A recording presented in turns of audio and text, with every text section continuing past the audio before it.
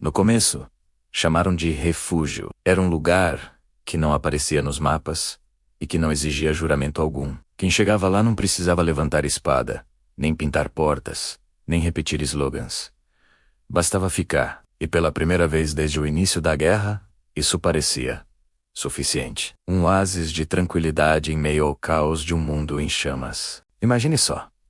Você passou anos lutando, perdendo amigos, fugindo de inimigos. De repente encontra um vale escondido, um caminho secreto, que te leva a um lugar onde a única regra é existir. A promessa era tentadora demais para ser ignorada. E assim, aos poucos, soldados cansados, famílias desesperadas e desertores de todos os lados começaram a encontrar essa rota. Mas nada naquele mundo vinha de graça. Os que atravessavam o caminho sentiam um alívio imediato nos primeiros dias. As dores antigas sumiam.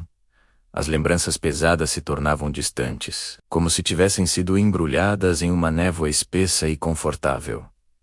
Alguns diziam que era paz. Outros que finalmente tinham escapado da terrível obrigação de escolher um lado. A guerra lá fora continuava, mas dentro do refúgio era como se nunca tivesse existido. As pessoas compartilhavam comida sem perguntar de onde vinham, dormiam sob o mesmo céu, sem medo de ataques noturnos. Era um silêncio que ninguém ousava quebrar, uma calma que todos temiam perder. Então, começaram os vazios, não de pessoas. O lugar estava sempre recebendo mais gente. O vazio era de vontade. Homens que antes discutiam estratégias e o futuro de seus reinos passaram a não se importar com o amanhã. Olhavam para o céu com a mesma expressão com que olhavam para o chão. Mulheres que choravam pelos filhos desaparecidos na guerra agora olhavam para o horizonte sem expectativa alguma. Com os olhos secos, não havia desespero. E isso era o mais estranho. O desespero exige sentimento. Exige uma memória do que foi perdido.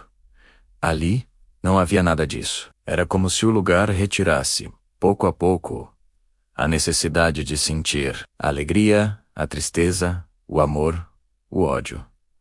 Tudo se dissolvia em uma apatia serena. A notícia desse lugar misterioso, claro, chegou aos ouvidos dos poderosos, mensageiros da ordem e da corte. Os dois lados da Grande Guerra tentaram se infiltrar. Espiões habilidosos, guerreiros, leais, todos enviados para descobrir o segredo do refúgio. E todos eles voltaram diferentes. Eles não traíam seus lados. Não se juntavam ao inimigo. Mas também não os defendiam mais. Quando questionados por seus generais e líderes sobre o que viram, sobre a força militar ou os recursos do lugar, respondiam sempre a mesma coisa, com uma calma perturbadora. Lá dentro, tudo pesa menos. Eles entregavam seus relatórios, mas suas palavras eram vazias, mecânicas. A urgência da guerra, a lealdade que antes os definia. Tudo havia desaparecido. E foi então que alguém, um escriba, anônimo, analisando os depoimentos, percebeu o detalhe que ninguém queria admitir. O caminho não tirava a dor. Tirava o motivo. Ele não curava as feridas da alma. Ele simplesmente removia a razão pela qual aquelas feridas importavam. A saudade de um filho perdido só existe se você se lembra do amor que sentia por ele. O desejo de vingança só queima se você se lembra da injustiça que sofreu. O refúgio não apagava as memórias. Ele apagava o sentimento atrelado a elas. O rei soldado, líder da ordem, recebeu o primeiro relatório completo, semanas depois. Era um documento frio, clínico. Não havia mortes, nem tortura, nem sinais de violência. Apenas a descrição de pessoas que permaneciam vivas, saudáveis, até, mas sem direção. Como barcos à deriva em um mar sem vento. Ele fechou o documento com as mãos trêmulas. O rei soldado, um homem que viu os horrores de 1000 batalhas, sentiu um medo que nunca havia experimentado antes. Ele entendeu, naquele momento, que aquela rota não era uma fuga da guerra. Era uma fuga da própria humanidade. Uma arma mais terrível que qualquer exército, porque não destruía corpos, mas aniquilava almas. Ene quanto. Isso do outro lado do continente, na cidade de Vértice.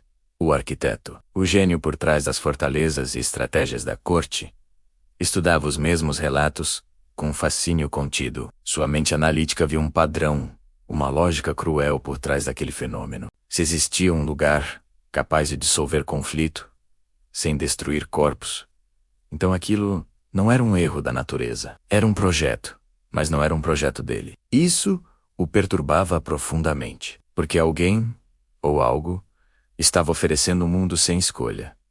Um mundo onde a vontade humana era irrelevante. E um mundo sem escolha, ele sabia, não é um campo de batalha. É um destino. Um fim de linha para tudo o que as pessoas lutavam para ser. A guerra, com todo o seu horror, ainda era um palco de escolhas, de heroísmo e de sacrifício. O refúgio oferecia o fim do sofrimento, mas o preço era o fim do significado. E agora, os dois maiores líderes do mundo, conhecido, encaravam um inimigo em comum. Um inimigo que não lutava com espadas, mas com o silêncio. Um inimigo que oferecia paz, mas roubava a essência do que significava ser humano. A verdadeira guerra estava apenas começando.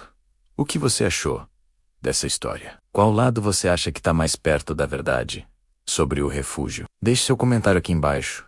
Eu adoro ler as teorias de vocês. E se você curte esse tipo de narrativa que mexe com a nossa cabeça, não se esqueça de se inscrever no canal e ativar o sininho para não perder os próximos vídeos. Muito obrigado por assistir e até a próxima.